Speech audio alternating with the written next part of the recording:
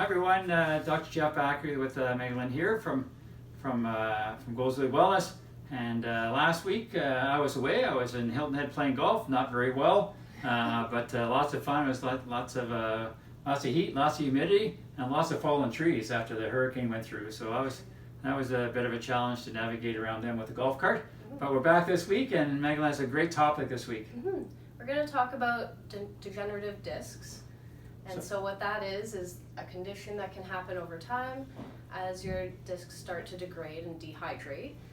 Your discs act as kind of like a sponge, where throughout the night it gets hydrated and they expand, and then throughout the day they kind of shrink and get dehydrated. That's why you're taller in the morning than you are in the evening.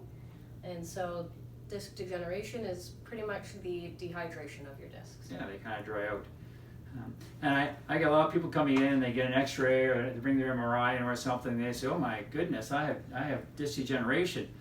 Well, 30% of people at 30 and 40% of people at 40 and 90% of people at 60 have degenerative discs, whether it's in their neck or their thoracic spine or lumbar spine. We have degenerative discs. But we really don't have any symptoms because it's not really causing an issue. It's just that discs are getting thinner and thinner and thinner.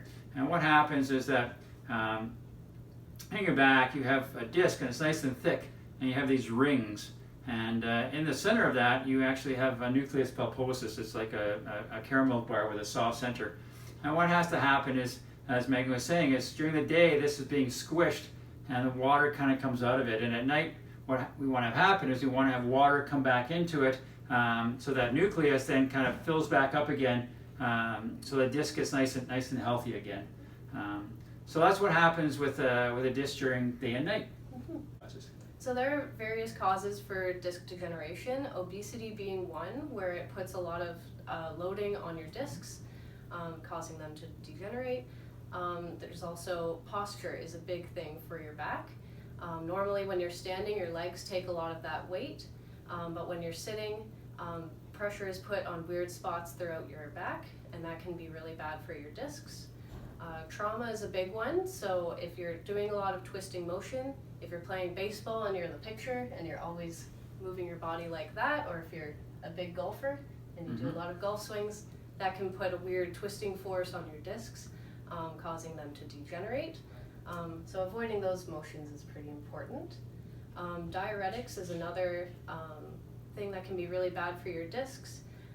Those fluids like alcohol or coffee degenerate your body and cause that fluid to not be retained in your discs. It's also been found in studies that smoking can lead to early degeneration of those discs. Yeah, so mentioning this disc again, you've got the hard shell outside and the nucleus on the inside. And what can happen, as Megan said, is sometimes this rotation, so people that like to do lots of rotation in the gym, using the medicine ball or things like that, your discs really don't like that very much. And the cracks can start to break down. And if they start to break down, again, that nucleus can start to get through those cracks. We also mentioned sitting. And we mentioned sitting puts a lot of stress on. If you look at your curvatures of your back, you've got the neck curve, the mid-back curve, and the low back curve. The lordosis, kyphosis, lordosis. And the reason for that is that the discs are put in certain positions to take that load. And if you are using bad posture, what can happen is that load can go through the front of the disc, the side of the disc, the back of the disc. And with poor posture, you're sitting at your desk all day with that same poor posture. Again, what can happen is the nucleus is going to start to push in different directions because the pressure is being pushed at the back or the side. And again, the same thing can happen. If you start getting cracks in that, what can happen is now you're going to end up having that nucleus start to push out the side, and eventually you can get a disc bulge. And at night when you're trying to suck that fluid back in, what can happen is now you've got more space here, so you're not filling that space with as much water, and the disc starts to get narrower and narrower and smaller and smaller, and that's kind of degeneration with it. What can we do to prevent this? Well, one thing, as Magdalene mentioned, is our weight. So you want to make sure you get down to your ideal weight. So the less stress you're putting on your joints, such as your knees, your hips, and everything else, the less stress you're going to put on your disc. You may also want to look at your diet. So we mentioned diuretics. So sometimes you've got to be taking diuretic medications. There's not much you can do with that, but make sure you're getting lots of extra water if you're doing that. But look at your alcohol intake, look at your coffee intake. Pop is another big one. You know, try and reduce from your 6 Cokes a day down to 1 Coke a day. You know, same 6 cups of coffee down to 1 cup of coffee. What it is, try and limit these things in your diet. Sugars are also bad for you, like everything else. So, you know, look at you know what you're getting as far as your white rice and your white pasta, your white bread. Try and eliminate those sugars. So look more of a diet that you're getting more whole grains or things like that. These are all things that will help slow down that degeneration in your back.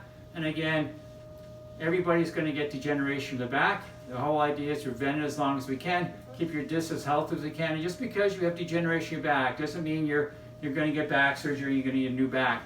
The majority of us have disc degeneration, and we don't even know it until we see it on an X-ray or see it on an MRI, and we're going to live with it for the rest of our life, and it's not going to cause us any issues. Totally.